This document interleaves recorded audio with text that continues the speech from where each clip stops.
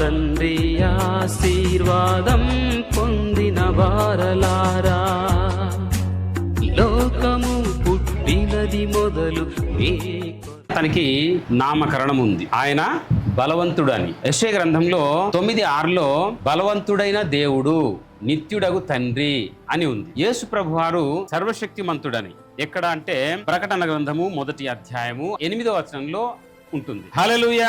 అపోస్తలుడైన పౌలు గారు రాసినటువంటి 2వ కొరింథీ 12వ అధ్యాయము 9-10 వచనాలు మనం ఎలా బలవంతులం కాగలుగుతామో ఈ లేఖన వచనాలు మనకు స్పష్టంగా తెలియచేస్తా ఉంది. దాని అర్థం ఏంటంటే మనమందరం కూడాను బలహీనులమే, కానీ దేవుని యొక్క దీవెన ద్వారా మాత్రమే మనం బలవంతులుగా ఉన్నామని ఈ వాక్యం మనకు స్పష్టం చేస్తుంది. నేను చాలా బలహీనుడను, కానీ ప్రభువా నేను ఎప్పుడైతే బలహీనుడుగా ఉన్నానో అప్పుడే నీ కృప ద్వారా నేను బలవంతుడుగా ఉన్నాను అని ఈ మాటలు మనకు స్పష్టం చేస్తాం. ఏంటి ప్రభువా, నా జీవితంలోనే ఇన్ని అపశృతులు, ఇన్ని బలహీనతలు, ఇన్ని శక్తిహీనతలు, లేకుంటే ఇన్ని అపజయాలు, ఇన్ని ప్రతికూల పరిస్థితులు అని ఎప్పుడైనా అనుకున్నారా? ఉంటాయి సందర్భాలు ఖచ్చితంగా.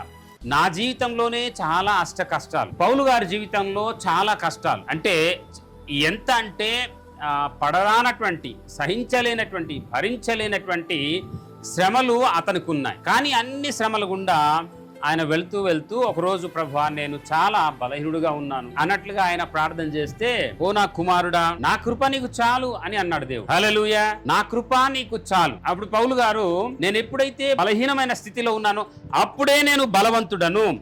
ఏ విషయాల్లో అంటే అన్ని విషయాల్లో మనం బలవంతులమే. హల్లెలూయా. కనుక మనం జ్ఞాపకం చేసుకుందాము, నా జీవితంలోనే ఇన్ని కష్టాలు వస్తున్నాయి ప్రభువా అని అనుకోవడానికి ఏమీ లేదు.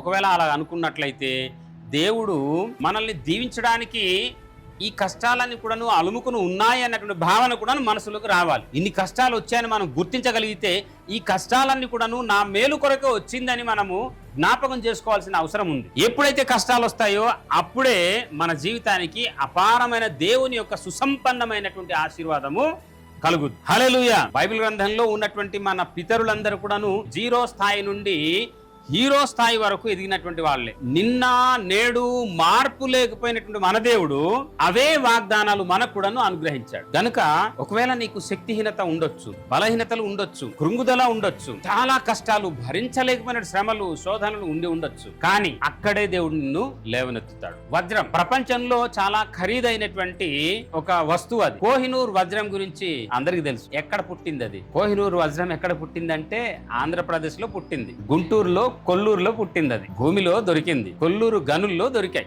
ఈ వజ్రం మనము ఆలోచన చేసినట్లయితే ఎక్కడో గాఢాంధకారంలో భూమి లోపల ఉంటది. ఎవరికైనా తెలుసా? ఎవరికి తెలియదు. అందరు దానికి వెలువేసినట్లా గుర్తించలేదు. ఎక్కడో భూగర్భంలో అది ఉంటుంది. ఎప్పుడో ఎవరో శోధిస్తే అది దొరుకుతుంది. అది దొరికితే దానికి టెస్ట్ చేసి ఇది వజ్రం అని చెప్తారు. టెస్ట్ చేసి ఇది చాలా విలువైనదని చెప్తారు. పరిశోధన చేస్తారు, దానికి పరీక్ష చేస్తారు. ఇంకా దానికి ఏంటంటే అక్కడ నుంచి షైనింగ్ రావాలంటే యంత్రాల్లో పెట్టి బాగా తిప్పి దానికి కర్ర చెక్కేస్తుంది. అప్పుడు దాన్ని తీసుకొచ్చి ఎక్కడైనా పెడితే దాని యొక్క షైనింగ్, దాని వికాసం బాగా అది వికసిస్తాం. అలాగే మనం కూడాను మరి ప్రభు చేతుల్లో వాక్యం అనేటటువంటి సుత్తే సాన చేత, దేవుని యొక్క వాక్యం సుత్తే, దేవుని యొక్క వాక్యం సబ్బు, దేవుని యొక్క వాక్యము నీళ్లు, దేవుని యొక్క హస్తాల్లో ఇలా చెక్కబడితే మనం చాలా వికసిస్తాం, చాలా పరిమళిస్తాం, చాలా కాంతులు విరజిల్లుతాం.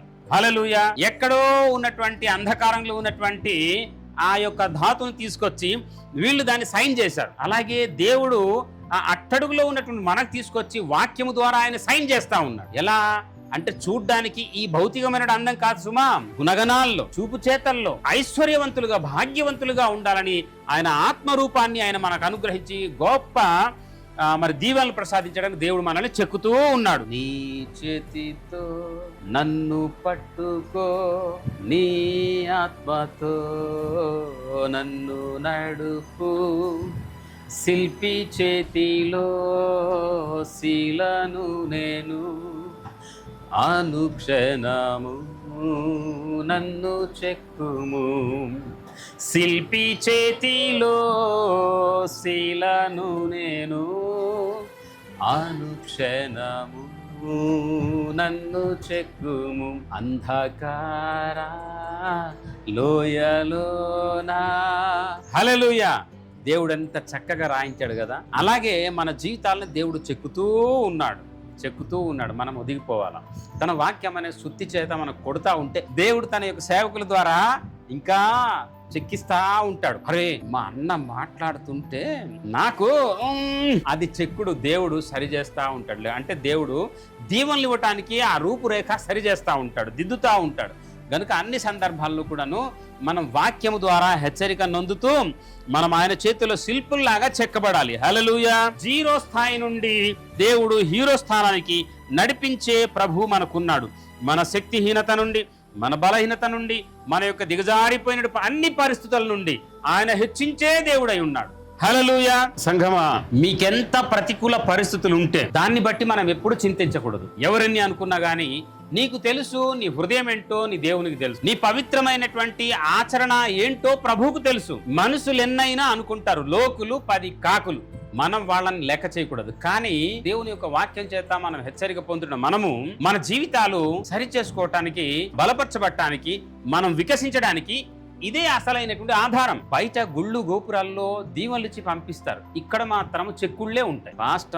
పాస్ట్ అన్న చర్చికి పిలుస్తాడు, వెళ్ళిన తర్వాత మాత్రం నువ్వు ఇలాగా నువ్వు అలాగా అనేది హృదయం గాయమైపోయినట్టుగా మాట్లాడి పంపిస్తాడు. ఎందుకు ఆ చర్చికి వెళ్ళాలా అని అన్న సందర్భాలు చాలా నేను వినున్నా. సరిచేసేటటువంటి మాటలు చెప్తే ఎవరు ఇష్టపడరు. ఇష్టాగోష్ఠిగా మనము పేక ఆడదామా అంటే ₹1 తీసైనా ముందుకు వస్తారు. ఒక బాటిల్ తీసుకొచ్చుకుందామని అంటే ఉరుకులు పరుగులు, మంచంలో పడుండి కూడాను పరుగులు చేత వస్తారు. ఒక మంచి మాట బాబు, ఇది నీ యొక్క జీవితానికి ఉపయుక్తమైనటువంటి మాట అంటే ఆ మాటతో ఇంకా కత్తిపోటుగా మాట్లాడి వాళ్ళు వెనక్కి వెళ్ళిపోతారు. పరిస్థితులు ఈనాటి సమాజం యొక్క పరిస్థితులు అలా ఉన్నాయి. కనుక ఎన్ని అపశృతులు, ఎన్ని అవమానాలు, ఎన్ని రోదనలు, ఎన్ని ప్రతికూల పరిస్థితులు, అవన్నీ కూడా నువ్వు హెచ్చించబడటానికి వస్తా ఉన్నాయి. నువ్వు నమ్ముకోవాలి. నిన్ను నమ్మినటువంటి దేవుడిచ్చినటువంటి వాగ్దానాలు, దేవుడిచ్చినటువంటి వాక్యము, అది నీ జీవితాన్ని సరి చేస్తున్నప్పుడు నువ్వు మలచబడాలి. ఆ సుత్తెతో నువ్వు కొట్టబడాలి. నీతిమంతులు కొట్టుట దావీదు గారు అంటారు, నాకు దీవెన. యేసు ప్రభు వారు కూడాను యెషయా గ్రంథము 11వ అధ్యాయంలో 3వ వచనంలో చిట్ట చివర ఆయన వాగ్దాండ శక్తి చేత లోకాన్ని కొట్టును అని రాసింది. చదువుదామా ఒకసారి? అక్కడ ఉంది ఆ మాట, ఒకసారి తీసి చదవండి. మరి ఆయన వాగ్దాండము చేత ఆయన లోకాన్ని కొట్టును అని. లోకమంటే ఐహిక విచారంలో మునిగిపోయినటువంటి వారు, తన యొక్క మార్గదర్శక సూత్రాలు పాటించకపోయినటువంటి వారు. అలా ఉన్నప్పుడు ఆయన వాక్కు చేత సరిచేసే దేవుడై ఉన్నాడు. వాక్ అనే సుత్తి చేత, వాక్ అనే సబ్బు చేత, వాక్ అనే నీళ్లు చేత ఆయన పరిశుద్ధపరిచి తనకు ఇష్టమైన రీతిలో మలిచే దేవుడై ఉన్నాడు. దొరికిందా? చదవండి. తన వాగ్దాండము చేత లోకమును కొట్టును. హల్లెలూయా. కనుక ప్రభువు చెబుతున్నప్పుడు మనం శ్రద్ధగా వినాలి. మనకే కాదు, అన్యులందరికీ ఆయన చెప్తా ఉన్నాడు. ఆయన మనమందులో విశిష్టంగా లెక్కింపబడినటువంటి జాబితాలో ఉన్నాం. మనం ఏర్పాటు చేయబడినటువంటి సమూహంలో మనం ఉన్నాం. తన పరిశుద్ధమైన, తన సొత్తైన జనాంగము యొక్క సమూహంలో మనం ఉన్నాం. హల్లెలూయా.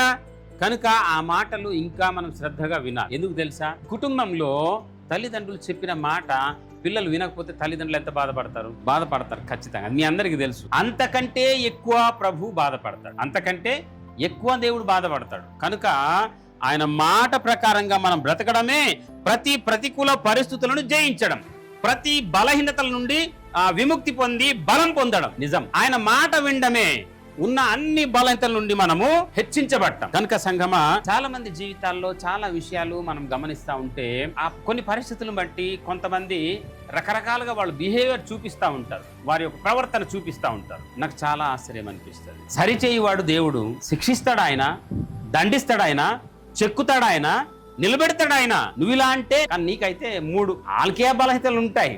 కానీ వాళ్ళు మళ్ళీ ఇలా ప్రశ్నించి ఇలాగ అంటారు, సరి చేసుకోరు. అరే వాక్యం ఇలా చెప్తుంది కదా, ఇలా వెళ్దాం కదా అని అనుకోరు. చాలా రోజులు ఇంకా చర్చికి రావటం మానేసిన తర్వాత ఆ తర్వాత అట్లా చేయకూడదయ్యా, ఇలాగుంది పరిస్థితి, అలాగుంది పరిస్థితి, అవునులే అని మళ్ళీ మెల్లగా చర్చికి రావడం. ఏందో ఈ గొప్పతనాలు. దేవుడు మనకు చెక్కుతున్నప్పుడు మనం సరి చేయకపోతే పరిస్థితులు అంతా దిగజారిపోతాయి. ఎవరు పెద్ద లేదు, ఎవరు చిన్న లేదు, అందరూ ఒకటే.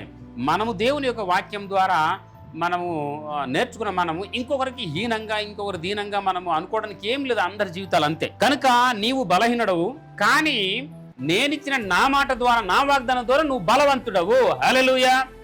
అనుకోండి మీరందరూ కూడాను, నేనెంత బలహీనుడనో నా దేవుని యొక్క కృప ద్వారా నేనంత బలవంతుడను అని అనుకోండి. మీరందరూ కూడా, మీ ప్రక్క వారు కూడా, నువ్వు బలవంతురాలు, నువ్వు బలవంతుడవు అని చెప్పండి. హల్లెలూయా, హల్లెలూయా చెప్పండి. నిజంగా మీ పక్క వారు చెప్పండి, నువ్వు చాలా సంతోషించండి, గడవె